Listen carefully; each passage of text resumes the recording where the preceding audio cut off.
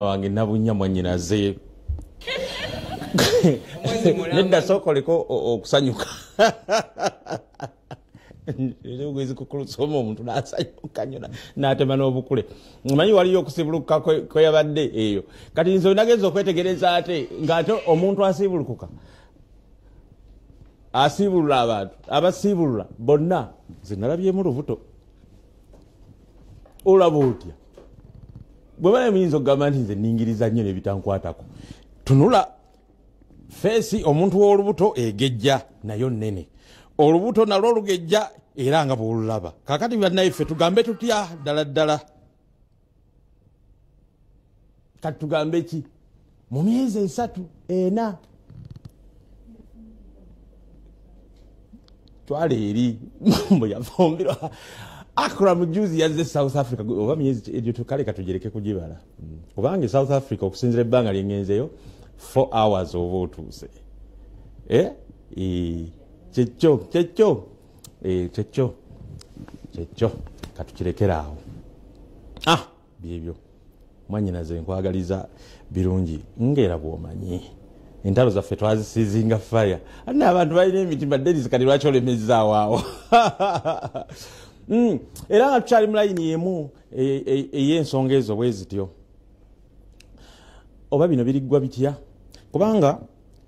Grace Khan oyo nno mwana nze muzaala tumuzaala emabega kaawo n'afuna olubuto lwe n'azaala omwana kaakati oyo Kididi olubuto tuba tumanyidde ddala bulungi nti nno lwa Prince Omar naye jjukira twalujja wala okumanya taata waalwo era ne taata w'omwana kuba yazaalibwa kati oyo ajja abyetabamu omulundi ogwokubiri kuba yabyetabamu dda naye nga Prince Omar yejjukira yajja mpola mpola n'akwata ku mwana ne bamutuuma n'erinnya ab'ebusoga kakati ate olugambo ne lujja buto nti omwana ataali awo ate ono Kididi ate n'addamu ne yeesoma oyo ye Prince Omar bannange mulange bamwogerera ebigambo bingi naye olumu omuntu yagenza n'aŋŋamba waggulu namukubiddeko ng'ali oba yabadde mu bbaala kale ayikola mu bbaala ne mwogerera ebigambo bingi omwana wange oyo bampita ddadi munaye ate tunaakola ki naye n'owuweera omugeya bw'ate bannaye waliwo ekiri omanyi amawulire baga nti buli lwolaba ekintu nga tekiri solved wabeerawo okufiiringamu kati abantu kye bakola nti the world does not tolerate a vacuum ndoza bwekityo bwe kiri tuli bazungu naye nti ensi tekyayinza kubeerawo nga waliwo ekintu abantu kye batamanyi gwe oba tokinnyonnyodde bwakijjulizaamu kati wano we bamuweera Kididi we bamuweera Prince Omar n'ebirala bingi naye kati tusooke tuwuliremu oba tusooke Kididi oba tusooke Grace Khan kuba yaŋŋambye nti kati yanneesomerako nti nno omwana wowe okunkolerako erinnya ery'obwereere kubanga wewaawo Grace Khan si munene nnyo naye ate Kididi upcoming Kididi oli yayimba sente nnyina nenjagala mukyala gwenzina naye just mazina temuli kirala kati awo yinza okuba omutuufu kati tusooke Dennis Rondako omugwosoosa kubanga bonna be bamu ono Grace Khan yagamba nti oyo anneesomerako mulaba ku TikTok ye yayimba ki bwe bityo muwala wange wangi ddadde oli otya munnaye ndi bulungi ddadde okamba otya ddadde bulungi oli bulungi oba olina obuzibu bwonna nawulidde obuzibu oli bulungi ddadde ndi bulungi mukama yeebaza just nawulidde muntu agamba ekisesa iya ddadde ekinnuma nawulidde omusajja akasajja kera kakolijjako Kididi mbwayagala DNA ya mwana wo simumanyi oyo ndaba bulabe ku TikTok nga bayitawo ku TikTok omulaba nakamulaba juuza leka kati nze nkwatagana ntya naye ddadde mbadde nsaba obanga olina ddadde byombuuza bibeere nga bantu bennalinda byeku nga nali ntuddeko naye ewantu wonna naye kati byo byongamba sibitegeera leka naye muzeeyi muganda wa mama Irene Namatovu alina bwebali mukumbuuza nedda kati olaba muwala wange naye nkubuuza bwewuunya ddadi mbadde osagala gwe ddadi woba olina kyombuuza Banjagala nnyo tutule nga kiri professional. Ekituufu. Byebyo era kyembadde mbuuza mu bufuuze kuba akasajja kale dadi mbadde nsaba osule bulungi. Kale muwala wange. Mukama akunkumire taata. Enkya twalisinkanye tunyumyamu. Dadi mbadde nsaba Mukama akunkumire osule bulungi kwagaliza ekiro ekirungi. Kale munnaaye. Naffe mutusaasire guguba mulimu. Oli muwala wange. Ate g'olina okukolako olugambo. Akulaajanira naawe abantu mmwe mutuleetera ebizibu mwagala okumanya kuba muba mugeyeeyo ne mugeya engula naffe tugala kati batuuseeko ate Grace Kano n'omukubira ddi n'omubuuza ku nsonga eyo. Katusooke tuve break bwe tukomawo Kididi annyonnyola buwonvu n'obugo bwe basisinkana n'omukyalo oyo ebyavaamu ebigambibwa nti ne bivaamu omwana oli ate amanyiddwa nga wa Prince Oma. Olugambo mu kyenkya tuleetera omwana wo togenda kwejjusa okuwandiika abaana kugenda mu maaso ku Kampala City Grammar Nursery and Namala vibe UG batusako namala vibe kume and Boarding Primary School Mutundwe. Mutundwe mbamala musizaako ab'Mutundwe mwenna nkutumidde nnyo oba oli luddawa oba gaba Don Doris oyo nno muli wa ssente socialite omusama oba yavudde ludda ndudde n'okukulaba oba oyina mboozi kikati naye nina abantu bendudde okulaba nebiyita peni gy'oli eyo n'abalala naye katuwulirize nga bwe mbagambyeko wali tuwulirize Kiddi bwalumiriza ensonga nga bwe mbagambye bye twatandise nabo twatandise dda tujja kukoma ssaawa nnya. Watagaontya ne Grace Kano. Gwe kyomanya Grace Kano ebintu byaffe bya ndongo nze Kididi ntambudde nnyo endongo nsose kubaako dansa nawe okimanyi nenjija mu kuyimba. Kati era nzize entambula bwentyo nenkwatagana n'abantu mu ndongo mwe twesanga.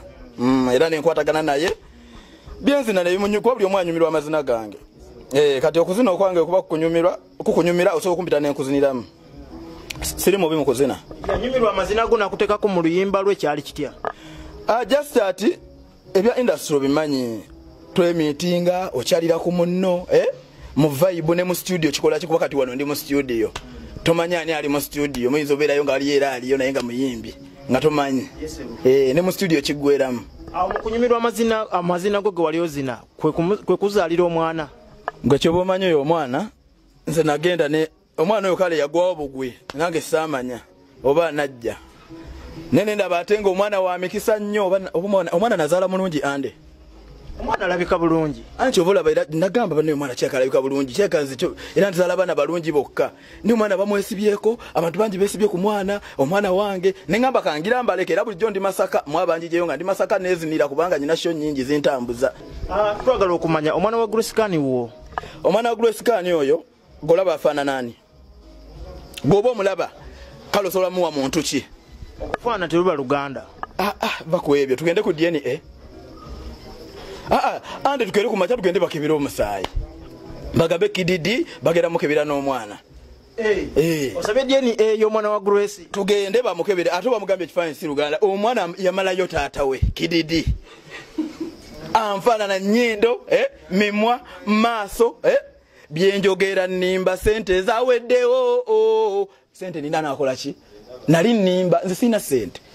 ndi yala kanawulira mbu ani amwesibako waliwo omumbi omulago bamusibako omwana tumanyi wa Prince Oma inda soyo nekimanyi ti wa Prince awo nasanyuka nnyo kugambye ande nagamba Kididi bannaye nga ndidde empanga neŋŋamba oyo Prince Oma ina sente kale Prince Oma alina olulabirira omwana era nagamba kati oyo alina omulabirira paka era kati era naye waba amwetaaga nsolo mumuwa ndi bize kati abo ina mulekero oyo Prince Oma kina kuba yayinamu. So omwana si wa Prince Oma nga yamutuma n'erinnya batuteekewo balete omwana balete maama we balete Kididi balete n'oyo ayita tata w'omwana oba yave yagambe wange nga wenvuddeyo kuba nze wange otegera kigamba ande mugende mubabuuze tukozesa ebintu bingi nze meeting abantu bangi okuva onavira Grace Kano gukyoba omanya Grace Kano kogenda omubuuze ajja kugamba Kididi yayagala omwana we yatayagala muleeta yamanyira munywesa oba ebiragalagala. Lwaki Grace Kano mukwogera tiyakwogerako yali ayogera ku Prince Oma yekka anti kati atenza atalina buyambiza so okunjogera ku buyambi sina nze ndi muhavu ande sina sente era namugala toddanga mukunjogera nze no izo Grace Kano so nakunjogera bamugamba yogera tata atidde akati oyo Prince ajja kubulira amazima so tugambe yasiba Prince Oma omwana gwe kyoba omanya amumusibireko ddala kuba nange kyenjagala obuyambi buba bujja nange nfuna obuyambi ntera nkubira ku Grace ne mugasirikira ekyebiri mbayela n'oluyimba lwa muzinyi luntawanya nakubira oluyimba lwa muzinyi nga newananga wendi omuzinyi nze abaana bampise mu ngalo ate nyine emikisa nzina naye sirabirira nzinya ddala amazina nesiteekayo buyambi. Lwaki omwana omuleka okulira ebweru natakulira mu nyumba? Omwana oyo alina kukulira bweru kozi nze nange andeka nkubuulire omuntu akulidde ebweru oba machuwa ate kikwangwira n'okulinnya ennyonyi nzina ebintu byendaba omuntu akulidde ebweru kuba nange nakulira bweru nakulira ku street bye bisima byenkola ki byennina wadde sina sente nyina ebisima kati omwana alina emikisa era emikisa kasajja jja omwana ne muzaala bwe bagamba omwana mulungi kasaba na bagamba omwana mulungi n'atunda olw'obulungi bwe ne ngaba kididi ndi watuufu nza aleeta ebigimu omugenda kulya ni enga wo ojja mulabirira andi soogana olabirira omwana era mperezaayo oba ofase efite n'oweerezayo akabiri nekyo kyobola mbadde gamba poliisi omwana teyasowereza 10 mu ddakiika 2 nze kyesitasobola otegedde neze jaweereza kabiri kasatu za data mwana kumuteeka ku mitimbagano balaga obulungi bwe. Lwaki omuwa amanyi omwana? Ngenda gamuwa era kati otuva ku DNA kugenderawo mu church kubanza eddiini eyange y'abakristaayo mama oyo yali ayagala tumuteeke mu ddiini endala ye wa ddiini endala kati gwe kyobumanya ngenda mugamuwa ngawe mwogedde ngenda kunona omwana okujjako nga n'oli amwagala okumulabirira Prince Oma naye mumuwe nga nze kididi kuba sirina buyambi naye omwana ayagala nnyo taata we ne wandaba asanyuka. Ense eno bannange otudde waka otunuulira omuntu bwako eripyeko aleeta obujulizi tebuno wadde mupuliddemu obutakwatagana ense eno oba olabye ate upcoming akulemeddeko aba akulemeddeko ne Prince Oma ate oba naye yabulirawa kasente ndooza ke kaggwawo omanyi omukulu oyo okujja yasooka kugamba nti olaba Fresh Kid ayimba ku myaka emito naye najja ate ng'ayinamu kaakati awe wali obuzibu yakyasinza okukwata video ndowooza ekyasinza okubeeza ebbeeyi wano Prince Oma nga mu nsi yonna omuntu akyasinza okukwata ebbeeyi ennyo video amuyita Michael Jackson rest in peace. Bannaye Michael Jackson yakyabalemedde ku nsi abayimbi mwenna muyimba naye yoyo akyasinze mu biseera ebiyise n'ebiriwo n'ebirijja okuva Elvis Presley era nga naye mu America do yafa mu 1979 nga yakyasinze amaanyi Michael Jackson naye atufaako nga yakyasinze katwabulawo abamu nno temubitegeera abamu nasanga omuntu naga nti toyinza nakungamba ku Rihanna ne Beyonce be basinga bambi abo bamaanyi n'abalala bamaanyi naye waliwo omuntu nga ye akyasinze ng'ensi yonna ne bwaba mukyali Gombe waffe watali TV nnyo ntonotono njogera mazima madduwe nazaalibwa naye era babeerawo nga waliwo abamumanyi kubanga nze we nave mu kyalo nagenda okujja ndooza 88 nali mu P5 e Kampala ngenda okulaba wali mu kibanda eno omusajja ono takula ani ono vijje jingo ngali mu kibande nateetaawo katale nga we tulabira taata nsanga mu buli kaseera emboko n'enyoka tulaba nti gundi onani thriller abaali baafa nga bazuukidde namanya luvannyuma nagenda mu America mu Hollywood nti eri mu horror section bazannya bizannye nali manyi ddala abaafu baazuukira naye omusajja ono olaba azuukiza abantu musajja Michael Jackson nakimanya luvannyuma nnyo gozanyisa abaana bo mu kyalo gye balagira firimu nga batta abantu ne bakaaba ne balowooza nti bituufu kakati yakatusinkana Grace Kanya ebintu ebyo naye abyeganye naye kati kye tuba tukolera ndowooza sookoddemu owulire gwe azza oluvannyuma omanye omukazi oyo kyagamba omwana afuuse ndibasa muwala wange wangi daddi oli otya munnaye ndi bulungi daddi okamba otya daddi bulungi oli bulungi oba olina obuzibu bwonna nawulidde obuzibu oli bulungi daddi ndi bulungi mukama yeebala just nawulidde muntu agamba ekinsesa ekinnuma nawulidde omusajja akasajja ekinnuma nawulidde omusajja akasajja kera kakolijjako kididdi mbw ayagala DNA ya mwana wo simumanyi oyo ndaba bulabe ku TikTok nga bayitawo ku TikTok omulaba nakamulaba juuza leka kati nze nkwatagana ntya naye daddi mbadde nsaba obanga olina daddi byombuuza bibeere nga bantu be nnali ndabyeku nga nali ntuddeko naye ewantu wonna tamulabangako bw'otojja vveeri nolyokojja ate nolyokonyonyola bino nonyola Disani Kasasiro nabalazeeko omukulu oyo Disani Kasasiro bwe yeyita nze sinze yeyita erinnya eryo lyenjogedde bwali yeyita oluvannyuma lw'okuzannya ennyo comedy bano bonna ne balabira ku ye MC bingi Kasasa oyo gwolaba twasaganya guno nabali ne Musange Makindi nti Kasasa ki ekiriwo he's a writer omusajja ono awandiisa ennyimba kale bannange waliwo abawandiisi b'ennyimba de beekalakaasaako waliwo omuvubuka gwe bayita Nemulesi yafa ndowooza n'akakale nze ne mpandiika ennyimba ennyingi bwe ziti n'afiira bambi mu bulumi obungi nga talina na buyambi naye mbu nga be yawandiikira ennyimba maama amaanyi ge bagenderako yo yaliro nkiki wenkaana ne zibaawo ku Afrika naawo ng'omuntu agamba nti nze yawandiika oluyimba luno ne mutampita at least kundagako mu bantu nti nze gundi nga nti mukulu baakusasula mwansasula mitwalo 10 naga nti anti ze zaali ezo kati laba omuntu zaafunyeemu ennyingi nti anti kyekyali ekyo kwe kwali okukkanya naye ndowooza eba fairness nti bweba fairness omuntu at least ojja noga katumwanjuleko bwanjuza abantu bamutegere kakati bwe tuva mu kuwummulako tugenda kulaba Disan Kasasa ne byazzakola olugambo mu kyenkya tuleetera omwana wo togenda kwejjusa Mukede olwokubiri akuletedde ebikulu bino keera omwekwate tukulaze engeri Bobi Wine gyenyweza bukulembeze bwa NOP oluvannyuma lw'ennongoosereza ezaakoleddwa mu constitution y'ekibiina mulimu pasita akwatiddwa ku by'abaana abiri ababadde bakuusibwa mu Wakiso tosubwa amannya g'abannayuganda balemedde mu Sudaani olw'okulwanagana okweyongedde mu ggwanga eryo senga akuletedde emmere eyongera abasajja embaavu mu kisenge neyeeteeka abakazi mu Sembalazo omukulu oli Disan Kasasiro bwe yeeyita naye nga Disan Kasasa comedian leero mumanyeeko ebimukwatako tulaba olina omukulu gwe bayita Kasasa Disan bweyanjule Kasasa bakutegere bulungi kasita omaze okunyanjula Disan Kasasa gemanya gange Saalongo yinza okwongerako mpozi gyobali toyogedde badde njogera nolonga nti yanze sikumanyi bumanyi oli w'amaanyi nnyo mbadde manyi oli comedian kyo Kasasa mugazi nnyo kusanti nange siyinza kumunyonyola ne mumalayo mu bintu bingi nnyo kiki osinga okukola bingi nti ofuna Kasasa ow'emizannyo mulungi nnyo ofuna Kasasa omuyimbi mulungi nnyo ofuna Kasasa omuwandiisi mulungi nnyo wawandiika nnyimba ki nyingi nnyo era kyemusinza okuwonya atozimbuuzizza nnyimba nyingi nnyo zino zikola ya taxi njagaza kajanja mayinja ne mugundi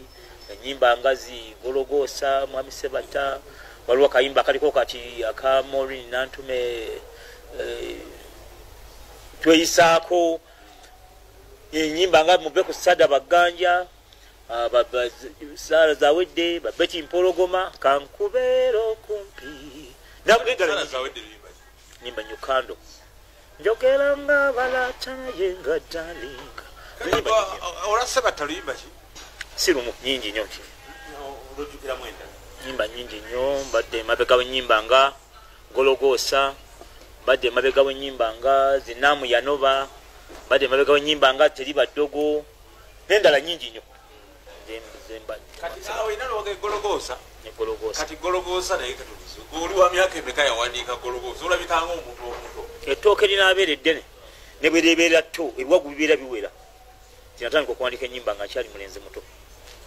kutukolwayo nti ndabika bwe nti bw'ogatako nti nkulana bulungi olabanga ennyimba kize wayimba ennyimba nyingi nnyo akakyala sikukiitinga tulina ne gundi ne Misa Kisemakula tulina akayimba binyuma tulina ennyimba ne Jack Kizito netetenkanya oyogedde nojuge Jack Kizito yazadde Jack Kizito yazadde muli bato kuba naye alabikanga ate omukulu naye maama olaba yazadde simanyi nnyo bibyo manyi byange simanyi bagera kinyonyolako otya kyemmanyi nti yazadde yatumukulisa omwana kuliko omwana ozanya comedy ya nzanya comedy wenzingana okumanyiramu wamutandika otya kizibu okugamba nti natandika bwe nti olw'ensonga nti ekitone nga bwe nage nti ettooke erinaaba eddene ne bwe liba tto ebiwagu bibeera biwera bekuva mu ssomero nga nkola ebintu ebyo mbadde ku Top College nga nzanya ebintu ebyo mbadde Rweza nga nzanya ebintu ebyo mbadde Luwero so mbadde kuva mabega muze mbikola kati kyemboozamu comedy nga agenda oba agudde TikTok emutta nze nno ku nsonga eyo nina okukkiriza nti nettooka eddungi lyengera eddene lyengera naye bwe liba lyengedde ate waliwo eddala libajja okuddawo maaso eyo eryo nga livaawo ng'eddala lijja si comedy yekka ne music bwaze atambula abakyajjukira ebiseera biri maziligo pale mama mundela ezabaawo ne wajjawo bazaire ne wajjawo biki ne music taggwangawo buli kadde babawo bakijja kiri kiba kisanja ne kigenda yani kijja so comedy ajja kudda te mu ngeri endala nze ndowooza kati kyonkozo bigwe kukkiriza ndi comedy agenda mfe toyina kyogambye ko tuganye nyanja ekutuumira kwe toyina magezi ge musaze nze no ngambye kimu nti ndi mugumu kyawabudde kiri waliwo ekirala mba yategeeza kimu nti comedy abatavuddeewo oyajja kubaawo aliwo ebiseera bino waddewo wengeri endala ateera mulembe gwe gugenda omulala ne gudda kasasa obeera waawe n'abaana bameka mukyalawo wasomerako wa mu bufunze tugewa kasasa atuula kawu ku ntebe kasasa mufumbo alina abaana baweerako basukka mu babiri abakyala mpozi nga mbayiddeko ne jjajja mukyala baba bakuuse babiri nene n'omu osomerawo someddeko ku Mulusa Academy ow'obulenzi someddeko ku Lweza Progressive someddeko ne Makerere University n'osomerayo ki amateeka nakati nsoma amateeka wasomera nga tebikufaanana simanyi ekyo naye simanyi babifaanana biti asoma amateeka bafaanana atya kasasa ate izo bikulaba mu comedy sikusuubiramu kubalooya ndi bingi mu music ndi musajja atali ali musical by nature by professional by kisi naye namusoma amateeka go nkyagatwalaganya okusaka kati maliza mwaka guno nanga maliza ozaalibwa kyalo ki nzaalibwa ku mailo 26 Bombo Road bayitawo mu Kibisi Bombo Road mwaka gwa 26 1978 kasasa katukome wano amira so ayogedde amateeka nezijjukira mikwano gyange basomya amateeka banne balwaki abantu bejjumbidde nnyo amateeka ate abasinga bagamba nti baagala kwewolereza bano wammanga Bill Gates Kalungi mumutegedde munakibuga wano oyo muzibu yasoma amateeka nanga nti nno ayagala kwewolereza olumuno oluzoba balooya tebabeesiga Kamoga Muhammad ate n'okutumidde muganda endudde okulaba yasoma amateeka juzi ku International University of East Africa agamba yagala kwewolereza Silver Kyagulanyi yali muyimbi nabivaamu kaakati abeereeyo yefulukta omusanga n'ebitabo ebingi ng'ayambadde ebintu ebitweze nakujjukira nti ono muyimbi Innocent Tegusuulwa yangambye luli yagamaze wabula agatte Tegusuulwa bane semufiiriza akalulu kaabwe ngambye bwa wabula agatte Tegusuulwa mu myaka ebiri gye bagasomera kwero disa agasomeddewo mu 7 kati ndowooza agategedde nnyo emyaka 7 nga wali badde osoma diploma ya myaka 2 kiba kitegeeza gwogategedde nnyo kati ayasoma university gwobitegedde ate abisoma gwemanya nti yagazzeemu n'agetegereza nene bwe ziba riteeke nange nazifuna Makerere wano ozanya n'okuzanya n'ebintu amateeka nze nasoma mu kitundu kimu kya media law naye baaba course unit y'emyezi 3 naye ng'etutwala kaguddeyo byebyo nno kakati endongo ekaaye towulira comedy eyo kasasa wagaye nti tuli bubi mu comedy agudde nene endongo ekaaye endongo obukwakulizo bwasuse ebivulu omulabi wange atuuse okulaba okubeera nga ekivulu kikalubirira nnyo okukiyingira obanga osabye emitwalo nga5 ezikijjamu kubanga expenditure ey'endongo ekaaye bw'oba okiwakana buuza akuliraanye nti endongo omuntu kyayogerako kiki bw'obeera mu ndongo tunuulira emisoso wetutogera mu ndongo nolaba poliisi ezikiza omuliro embwa waliwo counter terrorism okay security is okay wazzeewo Uganda National Bureau of Standards zina balina okukebera oba emizinalo giri okke ne waya ezakozeseddwa sound abenga mulungi nnyo n'emisoso emirala kakati omusiime Shamisa Kisemakula agenda kukulaga emisoso bannange egiri mu ndongo endongo ewanvuye n'asaba ekisoboka kyonna kikolebwe bannaye emisoso gikendereko kubanga livelihood y'abantu bangi eyimiridde ku ndongo endongo bwegaana atunda omwenge tafuna wa soda atunda sweet atunda buli kintu katuulire ensonga eno okusinziira nga bwolaba industries bannange endongo etuuse okuggwawo abantu bategeka ebivulu naye tebafuna ogenda okulaba abantu bangi musho ate ogenda okulaba bagga nti teyafunye ali mu mabanja kiki ekireeta ekyo kakati okusooka ebintu bya bbeeyi simanyi lwaki kati kifuuse ekizibu okutegeka endongo. Nabaddeko ne muto wange awo yategese show ku kalenda naye ng'akankana n'okukankana nga kyo tennabaawo naye nga ng'akankana bw'ati. Yasabye omutwalo buli muntu asuubira okufuna abantu ekinene 10,000 mmeka 15,000 naye nga okulanga nti ngenze nanze ku Bukedde nanze ku gundi eno nanze ku radio gundi nanze ku TV gundi nanze gundi okulanga kwokka ng'ekitono kyokka ekitono nga kuli mbukaddaga asatu tanatuuka kusasula bayimbi ate nga alina okulanga abantu bategeere ate nga bwe mba kanjogere ku Bukedde we tuli kuba tojja kunyiiga kati bw'ojjanga nzize nsaba sponsorship ku Bukedde bajimpa era batuyamba era tubeebaza ne bakuwa credit card entonotono ne bagamba tuweeyo obukadde 10 bumeka 15 bw'ogattako awalala omalira mu sente mmeka olina okukuba ebipande 100 bya mitwalo 3 engoye ezo zetusiba za mitwalo 5 ku 3 kitundu engoye ezo oba olanga ng'alanga kalendo olina okuba n'engoye ekitono enyama 10 ameka nga naye asibayo olugoye olwo mutwalo buli lugoye lwolaba asibayo alusibira mutwalo kakati ate n'okulusibayo olwo olugoye olina okuba ng'ofunye clearance okuva mu state council eyo nayo togenda bugenzi n'obaganda bannaye nzesemakula message nedda ssebo kakati bw'omaliriza ebipande nabyo okubisiba ssebo sigwa olongoosa ekibuga emisoso awo nawo waliwo emisoso gyawo naye ate n'asiba ekipande ekyo buli kipande kibasiba ku muti we bati asibira siringi 10 buli kipande akiteekako gwolaba akisiba bwati akisibira siringi 10 okitegedde kakati awo ne tuvaayo drive ezo zoolaba ezitambula ku mmotoka ekitono ennyo buli lunaku drive eyogera noga ebyuma byogera bulungi emitwalo 65 ng'obaze emmotoka n'ebyuma n'oyo ayogera 60 emeka kati bw'okola drive ennaku 5 oli mbukadde bumeka awo tonnasasula muyimbi tonnasasula muki tonnasasula nannyini kifo olina okuba n'ebbaluwa ya nema obutonde bw'ensi obutaleekaniza abantu bintu olina okuba nga olina clearance ya poliisi oyingira offices nga 6 zirina okukiriyalinga eza security zirina okukiriyalinga oga nti noyeshebeerewo kati poliisi ate kusasulire gwe ng'ogenda okukola siye tukuuma sebe olina okusasula URA nayo yazze kakati eyo nga tonnatuukayo tomanyi oba enkuba egenda kutonnya ebyuma si bibyo wabipangisiza ne stage siiyo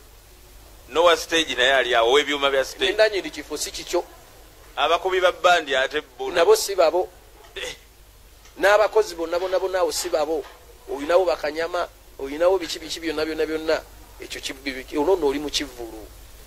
business yekoze eki to be honest business efudde era kyovaolaba bw'okigenderera ennyo ekigenderera ennyo z'omwaka kati kuba nyinza okuba nyimba bushonga 5 bate bikyasoboka onaakutwala okuyimba ayagala okutwala emubende naye tasobola kuwa sente z'olina kuyimbira wabwa anaazikuwa tagenda kufuna ate naawe togenda kukwata mmotoka y'ovuga ogenda emubende odde ng'efudde sekabuzooba ng'ekoze biki ng'ofisiza emitwalo 3 gubadde guyamba n'abavubuka misaaki waali wagenda okuyimbira akomodatinga abavubuka abawera 10 abantu nga bina bafuna ekyokulya batya ababodaboda bakola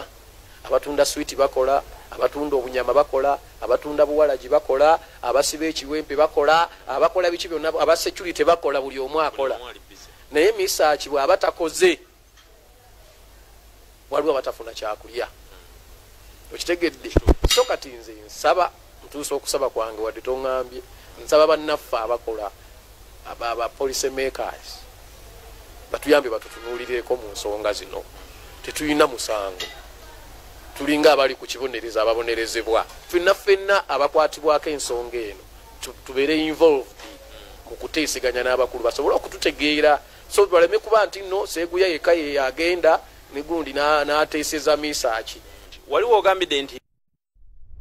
Olugambo mu kyenkya tuleetera omwana wo togenda kwejjusa okuwandiika abaana kugenda maaso ku Kampala City Grammar